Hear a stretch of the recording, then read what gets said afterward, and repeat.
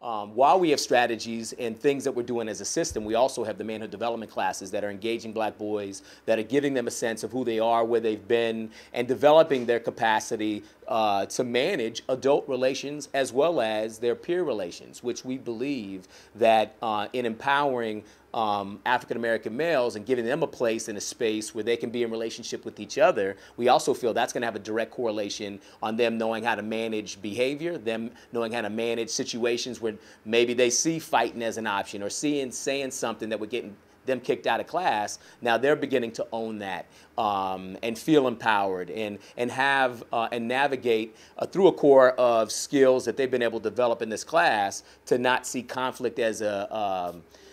as something they welcome, but it's something they are working through. And so the manhood development class has been another initiative that we've had in about 8 of our schools in Oakland to offset disciplinary issues and build the capacity of our sons and boys to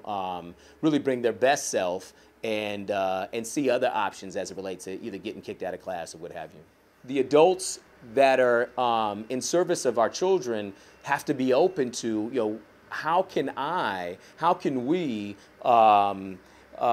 get better at understanding the developmental needs of our children? How can I get better in understanding the cultural needs and the nuances of where our children come from? Some of the most promising practices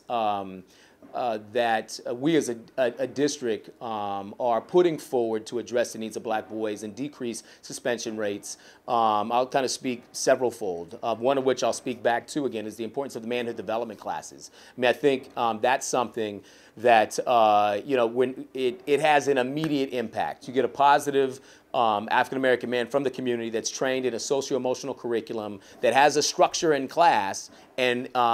allow them to work with 25 African-American males. The impact on that kind of process alone, just in the first semester, at our 6 schools that we rolled this out, semester 1, we saw an impact in attendance rates of those boys in that cohort compared to the black boys that weren't receiving that treatment. We saw an impact in decrease in incidence of discipline, again, with the boys that were taking the class compared to those that weren't. And then we saw improvement in grade point average. And so,